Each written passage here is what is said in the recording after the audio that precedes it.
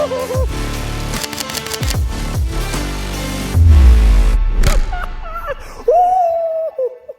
got Andrew Swartzentruber. Welcome to the big time. Thanks for having me. First time on a podcast, so. Hey, maybe it won't be your last if you keep shooting hogs like that on the table. Golly, people get famous when you shoot big deer. Well, I'm glad you made the trip down here. Obviously, we have you on because of what's sitting on the table, and we can get to that. But first, I think you should want to shout out our sponsors, King's Home Furnishings and Design in Jasper. From appliances and mattresses to custom cabinetry and home upgrades, King's help you make your house feel like a home. Locally owned and backed by our price match guaranteed.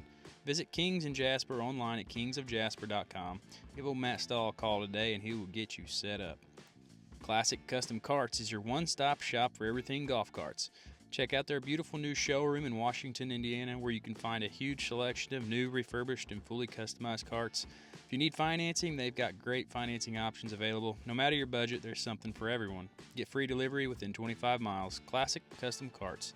Custom rides, massive selection, unbeatable deals. Get in there today. United Excavating and General Contracting, founded in 2008, offers a wide range of services like soil stabilization, site work, earthwork, and utilities. They handle everything from erosion control and demolition to water and sewer system installation, and even dug myself a pond.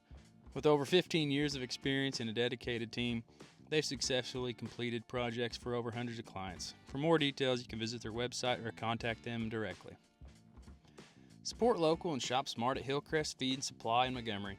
From quality livestock feed and pet supplies to farm and outdoor essentials, Hillcrest has what you need at prices you can trust. Stop by and see why farmers and families across Daviess County rely on Hillcrest Feed and Supply. And don't forget, get you some Hammer Time feed. The deer love it. If you're from or traveling through Montgomery, Indiana, make sure you stop at Knepp's Amish Country Corner. From fresh baked goods and homemade treats to local meats, cheeses, and everyday essentials, Knepp's has a little bit of everything. Don't miss their weekly lunch specials, perfect for a quick, delicious stop. That fish and brisket taco will make your belly send you a thank you note. Knepp's Amish Country Corner, worth the stop every time. Tell us a little bit about yourself, where you're from, what you do when you got started hunting, or why you started hunting. I mean, obviously most people know around this area that's just kind of what you do, but go ahead. I work at the Odin Locker, family-owned business, so... Son of Norman. Yeah, son of Norman and Fran. Been working there since the summer of 2017, so I'm in the processing business, so that's fun. Stays busy. Oh, yeah, stays busy. Especially up there. That place is ridiculous. Yeah, been working there since 2017. My brothers got there long before I did, but I picked right in, and yeah, I love it. So yeah, we won't want to talk about your brother. Well, at least one of them, the middle one. Yeah. Try to get them to come with, and yeah, they got kids and stuff, so they're just too good for it, ain't they? Poor guys. Well, they was probably just jealous because they didn't have nothing to talk about. Well, actually, that's not true. Isaac shot a nice one. Isaac shot some nice ones, and Luke shot some pretty nice ones. Well, Isaac's this year was nice too. Isaac's, so. Yeah. That was an extra beam and everything else going on. That was a freak, right? Yeah. Was that in the same, just another one of your farms? That was another one of our farms, yeah. Yeah, he was after that one, and me and Luke kind of just let him go, and he got lucky one night and with the smackdown. No, so. That's what we just said. It takes a lot of luck to shoot deer of that caliber and his, and a lot of things have to go right. But yeah, that's what it takes. Yeah, they've both taught me a lot. I'll give them the credit for that. Just the way to go about it, and that's a lot of our family time, I would say, is just food plots and all the work leading up to it, and we really bond over that. So it's the whole thing. So right. It's a blessing to get to. That's what makes it fun. Oh yeah, that's what I was gonna lead into that. So you obviously your family got two other brothers, and a sister. Yeah, older sister. So yeah, you obviously spend time together doing that. What do you guys got farms you kind of tend to predominantly and hunt on those, and how do you kind of set that up every year? You go into it, you kind of do the same thing, or how do you set your farms up?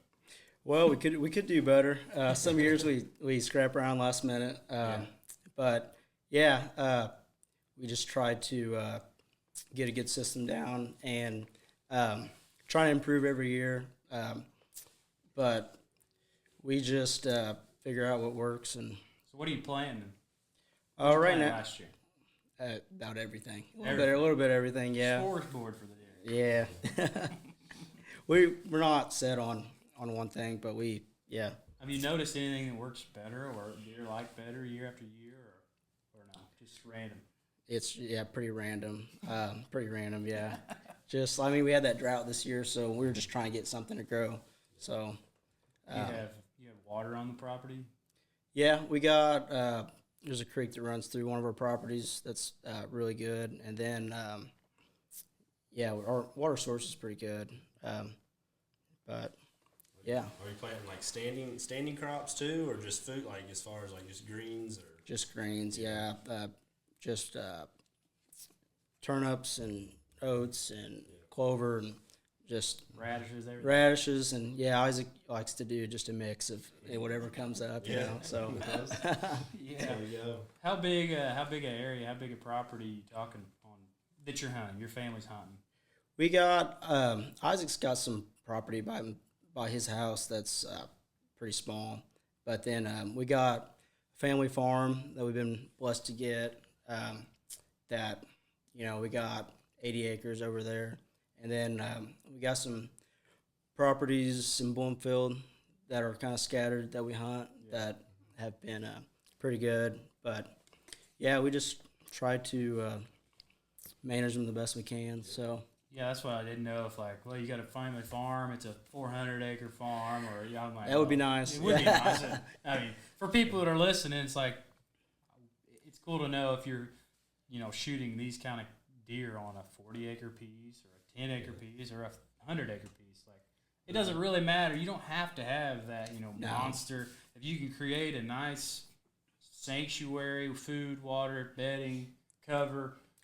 Yes. In those smaller-ish properties, But then smaller. I've also heard the argument too that it's better to have properties, those 80-acre, 40-acre properties spread out over that many different deer herds. You're pulling from, you know what I mean? If you have one 400-acre property, you're pulling from one deer herd. Right. You know what I mean? So your chances of actually having a giant to hunt Yeah, goes your down odds a go little down bit. a lot. You know what I mean? Like, yeah, you can manage it better, but at the same time, you're only pulling from one source.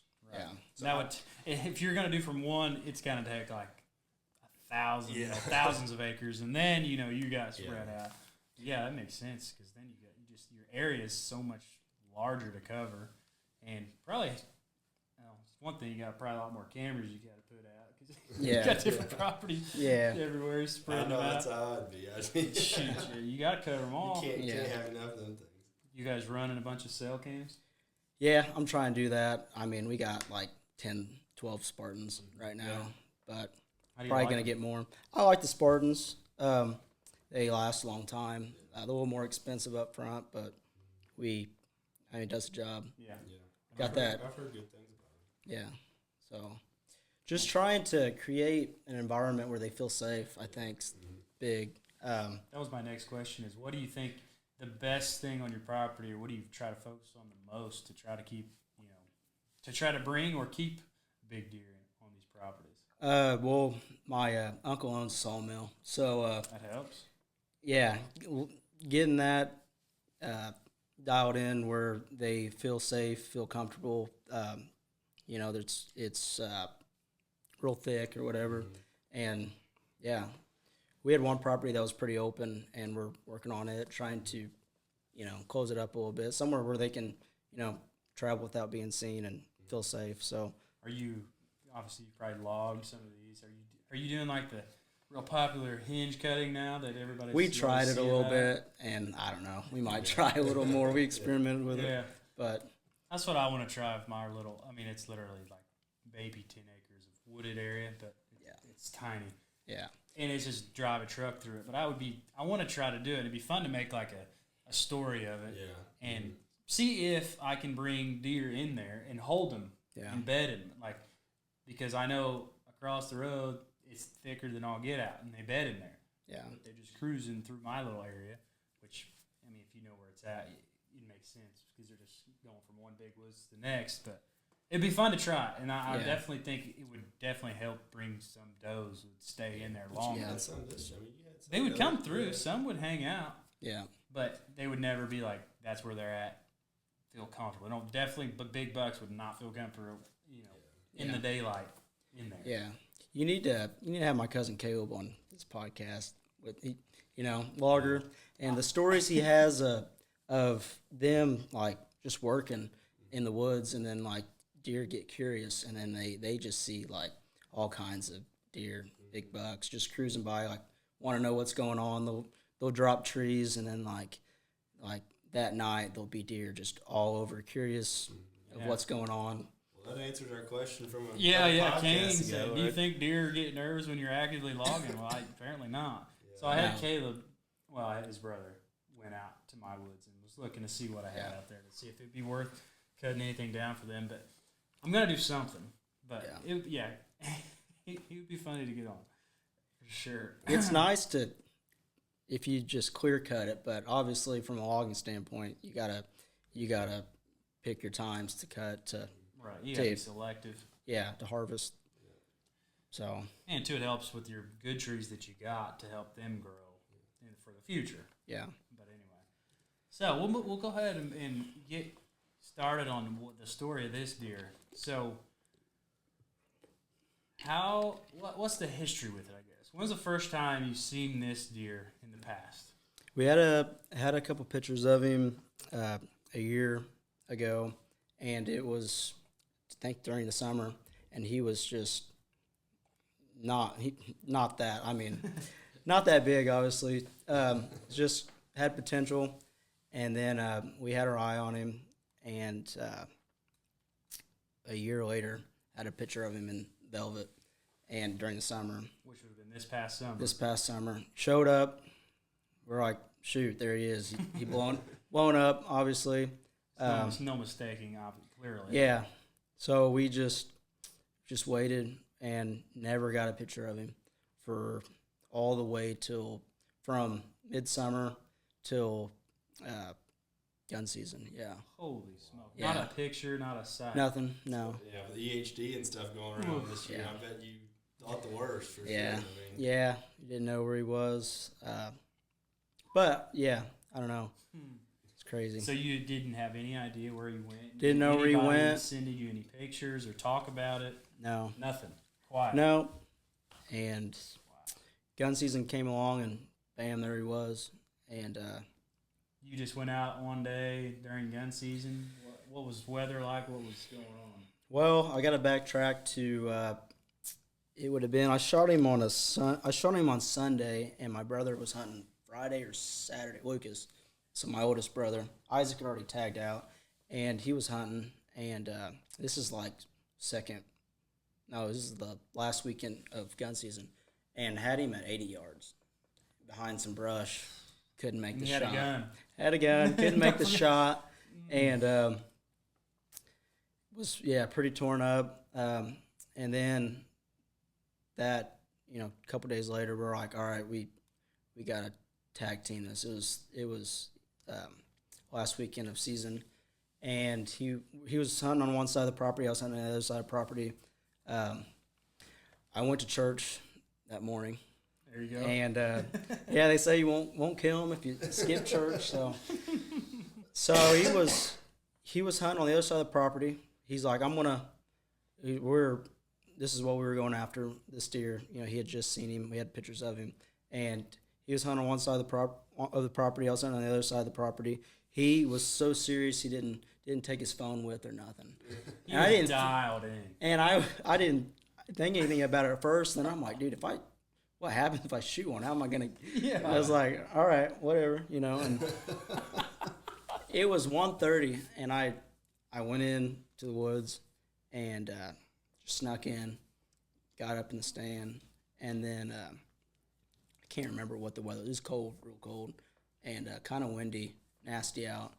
And then sitting there at 1:30, and I rattled a couple times, and then just waited, and an hour or two later, rattled again a little bit, and then it was like 4:30 or so, and I was just watching. Hadn't seen a deer, and at this point in the season, I'm getting pretty anxious because I haven't seen a shooter all year. Nothing. I passed a couple decent 8s with my bow, and I was just like, no, I want him. I know what's there. I wanted to wait, and it was 4:30, so I got in at 1:30, and this is at 4:30. I had rattled and grunted a little bit, and just patient, and didn't see a single deer. And then all of a sudden, I got some CRP about 150 yards from me, and then a food plot that did real well last year. It's in some lower areas, so it came up real well because it's kind of wet in that area, and it was so dry that year. And then a couple doe pop out in the food plot, and I'm like, all right, here's some action. So I get them in the scope, and I'm looking, and then I'm just like, get my eye off the scope, and I'm like, I gotta watch. Like, I can't watch these doe. I gotta watch if anything else is watching these doe. Yeah. And around that time, about 150. Those doe were about 300 yards, but then about 150 yards in the CRP, that sucker lifts his head up and just turns, and I'm like, shoot. Was he in there? He was in there. He was bedded in there when I got to the stand. Never seen me. And the way that God's creation is amazing, because the way that those antlers blended in to that CRP, and I don't know if he was sleeping, I don't know if he was just watching what he was doing, but he just had his head down. And then as soon as those doe popped out, he just lifted his head up. Didn't get up, just lifted his head up. And I was like, I didn't even have to think. I was like, that's him. I know it's him. How far was this? It was 150 yards. Okay. And I'm like, how am I going to get a shot off? So, he's bedded down. I was like, I don't want to shoot him bedded down. So I just had my crosshairs on him.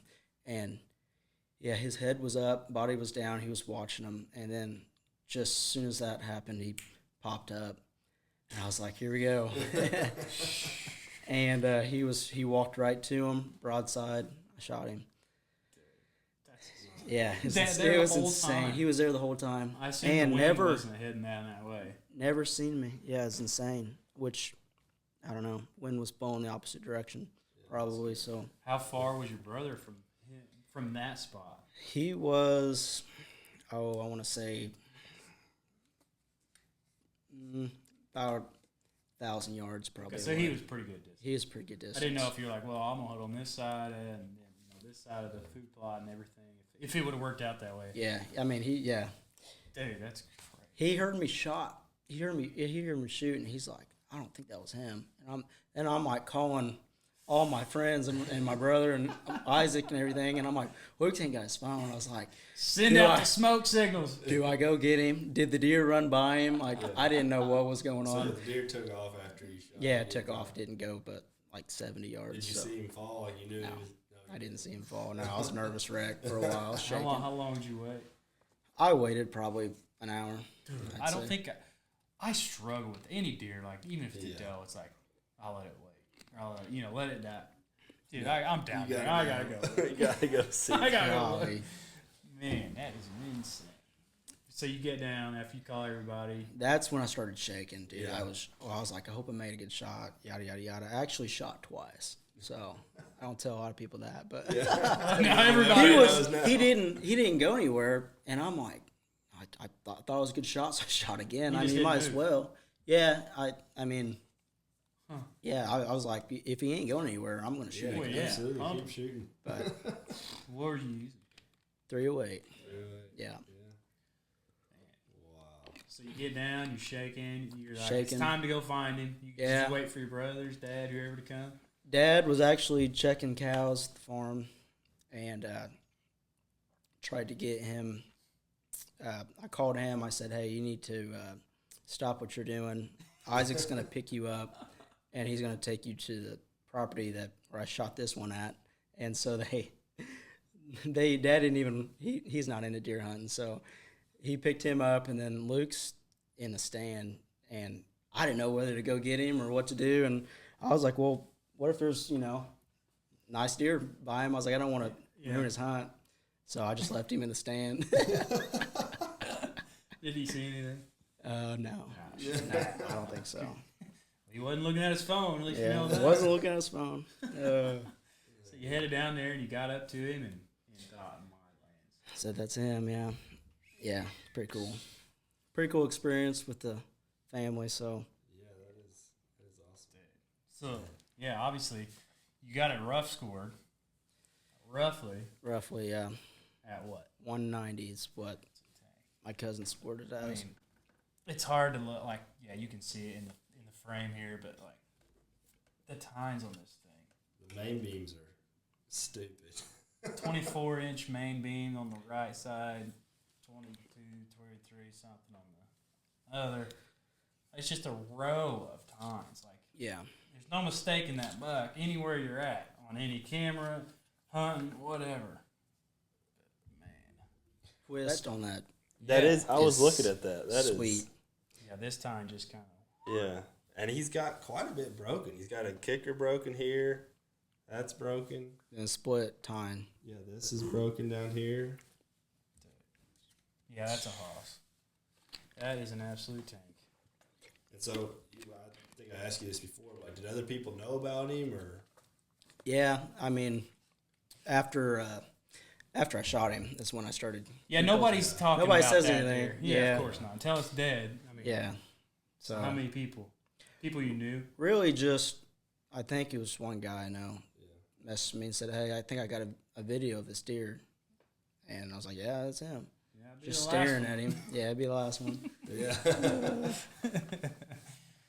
Yeah, that's a sweet deer. I mean, it's a beautiful, typical looking frame. Oh. So you took it to the processor somewhere? Yeah. Took him to the processor, yeah. That probably makes it pretty convenient just to be able to go to Yeah, took him right in. the shop there and clean it up and do whatever you're gonna do. But that's a crazy, like, the odds of him disappearing from summer until the last weekend of gun season, not getting shot, not getting hit, not dying of EHD. Yeah, it's crazy. It's really a miracle he survived that. I guess he just felt safe where he was at, but his back leg was crazy, dude. It was just, I mean, a big old gunshot hole in his back, and it was getting infected. Yeah, and shot. So, like, in the trail cam video I got of him on the mock scrape, he was or on the rub, he was going to town, and then his back leg was like completely limped. And yeah, my dad said he probably wouldn't have made it the rest of the year because it was that bad. So definitely got shot. We think it was first day of gun season probably. At that time, it was pretty nasty, so infected and all that. Wow. Yeah, that's crazy. So you, I mean, you the processors. We can get into a little bit of maybe what's your favorite way to eat a deer? What's your favorite recipe? It's a favorite recipe. That's a good one. Anything to take the game out, honestly. Yeah. Not a big fan of the game taste. Are you a slow cooker type of deer meat or a steak grill? I like taking the back strap, butterflying them, like opening them up, stuffing them with cream cheese, peppers, mushrooms, onions, all that stuff, and then covering her back up, and then putting that sock netting like what I got you that one time, putting that in there, keep all the cheese in there and stuff, and then smoking it. That's pretty good. I like that. It's like a ham sack, basically, right? Isn't that what it is? Pretty much, yeah. Does that stuff stick to it a little bit? A little bit, Because I used it, and I was like, I don't know if I'm supposed to, like, wet this down, like, No. or just put it on dry. It just keeps all that stuff in there, though. That other netting that you put on the very top's not very good at keeping. It just keeps it together. Don't keep all the, like, cheese and stuff in there, so. Right. Yeah, you can't beat that. Snack sticks, jerky. I like making deer spicy. Try to take the wild game taste out of Can it. you get the deer jerky to taste like the jerky you sell on the show? Pretty close, yeah. Try to. Just gotta figure out how to do that. Yeah. All that stuff's proprietary. I ask him all the time, but he won't budge. Yeah. So if you bring, this guy's asking me like, hey, what's a turkey recipe? And I was like, dude, I don't I ain't gonna lie to you. I was like, I don't even. I just need a little I bit don't of have it idea. memorized. That way I can't tell you. Yeah. I said, I just need a little bit of idea so I can make use wild turkey to do it that way. I said, I don't want to. We won't quit buying it from you. We just need Nah. Yeah. I just want to use it for the wild turkey. That's all I'm There asking. you go. I actually have meat up there right now. There you go. But Yeah, I was like, dude, when's this sausage gonna get done? yeah. And it was done like the next day, done. so I think he said something. He said, Yeah, I was planning on saying something to you tonight. So I'm waiting on some right now too. Was it any good? it is very good. good. It's so good when it's fresh too. Yeah. I mean, it freezes well too, but Yeah. fresh out is Oh yeah. But a lot of the girls at work do summer sausage and all that stuff. But then the guys will make all the jerky. That's what the guys do with the deer. So all that jerky that you get is all hand cut. I cut it all. Yeah. So maybe I need to do that next time. Is there a minimum amount of Make jerky, jerky? I think it's might be 15, 15 20 pounds. I think. Yeah. But I bet. I just need to shoot more deer. there you go. Because I got to make enough sausage to last for a year, which is hard. I don't know. Alex shot his deer and he got it all jerky, the whole thing. That's what last day. I got all summer sausage and like deer sticks. Yeah. Deer sticks. That's a lot of jerky from one whole deer. Yeah. Made the whole deer jerky. Now, when people bring it up there, that's the thing. That's why I bring it up there. You take your meat, you get your meat. Get your meat back. Yep. That's what we advertise. So that's what we try to do. That's a big deal. Try to do it right. Yeah, because who knows what somebody's taken somewhere else and how long they had it hanging Yeah. up, or who knows, drug it through the mud while it was, or whatever, leaves and sticks and stuff. Well, guys, I mean, it's like when I clean my deer, I try to keep it as clean as possible. Yeah. And like, I want that clean, back, I guess. Yeah. I know what I'm doing to my deer, and that's what I want to Yeah. eat. Yeah. It's the way I like it. So. I think there's definitely something behind like doing it the way we do the beef that come in. Like once you kill it, hang it up, let it in the cooler for a couple days, and then debone it. So yeah, I got insights on that too. So You ever dry aged a deer? a deer, I mean, not on purpose, no. I was curious, well, you hang a beef or whatever. Yeah, they amount of days. they just get corroded. Like you get that outer bark or whatever. They're and probably not big enough. they're not chunks very and- big, so they age a lot faster than your beef. Beef are hanging in 8 to 10 days usually, and then deer, just a couple days is fine. Right. So I know I'll hang deer just in cooler for 5 or 6 days. you can, It's yeah. not- obviously, there's a little bit more stuff you got to kind of trim off. Trim off, some yeah. spots, but I mean, it doesn't go. They don't go bad. Nothing like Yeah, that's that fine. short amount of time. But I did try to dry age one time a back strap. I took it and I just had it at, with the chunk, and I put it on a wire rack Yeah. in the fridge just to let the air go. And it got real, how it gets that barky. I Yeah. don't remember how many days I did it. Yeah. But then, you cut that off, and that red just it was different. It definitely. I think it was. I think it definitely made a difference. On Maybe tenderness, it's just me thinking, "Oh wow, I did all this extra work. Yeah. It did so much better." But I really feel like it did. dry aging like steaks and stuff's big. We've tried it. I don't know. You just got a lot more to trim off. Got that bark to trim off. You lose They a say lot. it breaks down the muscle a lot more, and then I don't know. There's a lot that goes into it. A lot of waste. And some of it, if it starts growing mold and stuff, when you're cutting that knife, you can't be getting the mold in your knife going and getting into that other meat, because then it starts. I watched I forget what I watched, some weird, I don't know, it was like a documentary or something Meat about eater. aging. I was About gonna say, aging this meat. is turned into a media Yeah. podcast Yeah. here. I like to eat meat. Yeah. And then we got the meat slicer over here. Yeah. But that's cool, yeah. So the butterfly steak. Oh yeah. Well, you got anything else you want to add to your story? You got any future bucks on the? Well, you probably don't want to say that. But any potentials that could blow up or? Got some potentials, I guess. Yeah. Yeah, you can't beat that. For Get sure. excited. You starting to walk any properties yet? No, Scouting I or haven't. Anything like that? I haven't started scouting yet. No, we're getting ready to take all of our cameras down, get all those prepped and ready for next season, and then I About guess time to get out there and find some sheds. shed hunting. Get Yeah, real close, yeah. It'd be nice. Start dropping off. That'd be good. heck yeah. You got anything else to add before we wrap it up? Don't think so.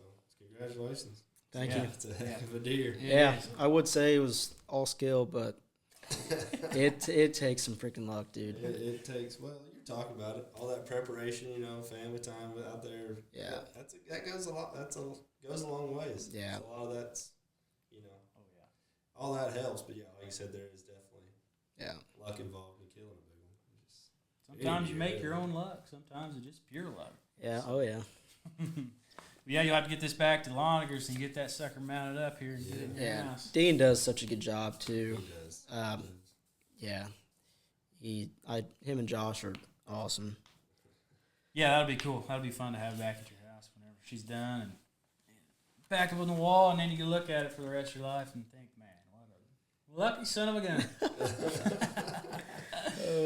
All right. Well, appreciate you coming down and making No the time problem. to get this done, and I hope everybody enjoyed the story and give you crap for shooting that deer twice. There you go.